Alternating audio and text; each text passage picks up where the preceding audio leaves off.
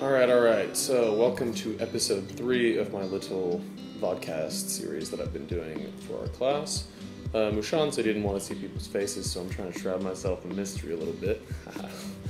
I'm actually going to continue on the same topic that I went on last week, which was this possible merger between Ticketmaster and Live Nation. I feel like I introduced the subject last week, but I didn't necessarily explore it to the extent that I should have.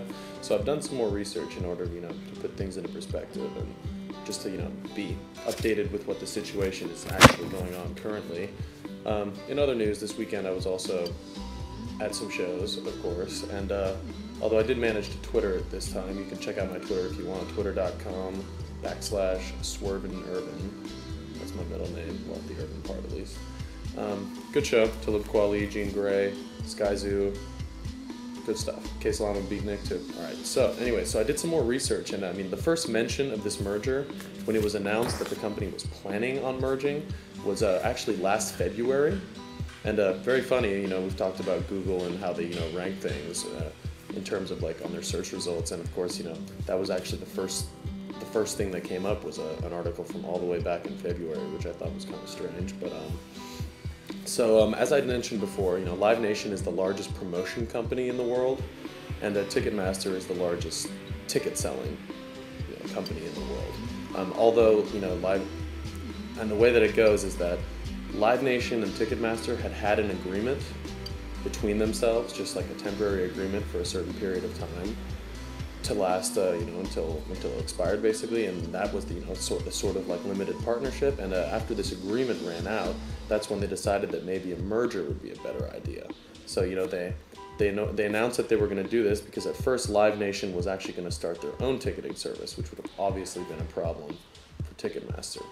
And people were getting excited about this idea actually because if Live Nation had started its own ticketing service, then that means that Ticketmaster and Live Nation would have been competing, truly competing. And then this means that, this could have left some room for some smaller companies to sell tickets to ease in that way, which in the end would actually probably do the job of reducing service charges because there would be more competition. I went a little bit into service charges last week, which is when, you buy a ticket online and, it says it costs a certain amount of money, and then in the end, when you're actually, in the checkout to pay for it, there is always like a certain little charge just for buying the tickets online, and then there's also a charge usually for picking them up at will call or printing them out. Sometimes, there can be as many as 2 or 3 charges on a ticket. And obviously, there was immediate concern even right after the announcement that, the FTC could possibly block this because it could violate some antitrust laws in the United States. If you don't know what antitrust laws is, I'm sure you guys do, but essentially they would create a monopoly on the ticket selling market, which is very uncapitalistic, one might say, or extremely capitalistic, some others might say. And the thing about Live Nation also is that it not only is it just the largest promotion company, but it's also it has some ticketing selling services. It actually owns a bunch of venues, so it controls like these large venues. It also controls ancillary revenue, which is actually like T-shirt sales and all that. They actually own those as well, and they even have a label. They even have a certain music label, and at which they go under the some artists sign what's called a 360 degrees deal because since they're a promotion company. But they also act as a distributor. The best example is Jay-Z last year. He left Def Jam, and he started his own all electronic label. Actually, it's all online. It's not physical copies or anything. But he started his own label called Rock Nation, which is actually through Live Nation. And they even act as the distributors of his recorded work as well as all his concerts and all that. So that could be a big plus for an artist to do something like that, especially if they control venues. And Live Nation actually controls arenas, which means it's not even just small venues. It's large venues, which means a lot of money, especially if you take in the merchandising and and the rights on the artist. And so in February, like last year at the beginning, they announced it, and then at the end of the month, they really announced that it was going to happen, and immediately this brought in the FTC, and there's been intense scrutiny. There's been meetings in Senates and as well. And recently they've used an example in Chicago. There was a promotion company called Jam Productions, and it turned out that Jam Productions in Chicago ended up promoting more like shows than Live Nation did. And, so this made it look like, okay, Live Nation doesn't have a total monopoly, but what it ends up being is that this was just in terms of numbers of show. All the large concerts and the large venues and arenas are owned by Live Nation, which means that really in the end, in terms of ticket sales and in terms of, audience, Live Nation was definitely outdoing everybody. And, whoever the guy who was running Jam Production, his example was like, yeah, we don't get U2, we don't get Coldplay coming to us to put on some shows. They go through Live Nation directly because it's the right way to do it. And then, then I looked up some more, and on July 28th, 2009, this past summer, there was a fiasco involving Bruce Springsteen tickets in New York. And what had happened actually was that Ticketmaster, on their site, redirected consumers to a site for reselling tickets that was more expensive than the normal tickets that they already had.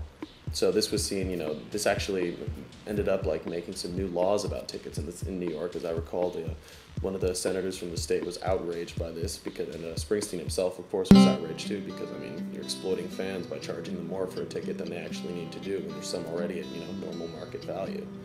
And so the latest news, in October, the UK rejected this merger. So the UK will not be allowed to operate in the UK if they do complete this merger, which is a hit against them, even though really the American market is where they're really working.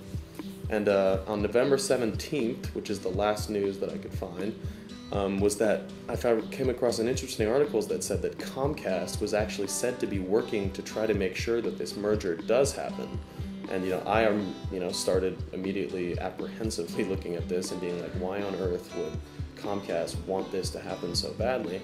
And it turns out that for example, in Philadelphia, Comcast, through shell companies, of course, owns the Philadelphia 76ers, the Philadelphia Flyers, and the Wachovia Center, which is where the Flyers and the Sixers play, which means that, from what I can tell, they are trying to push this merger through so that they can basically dictate the prices that they want for these tickets, so that there's no other competition between these, and they don't have to if there's only one person selling the tickets, you can basically put on whatever price you want.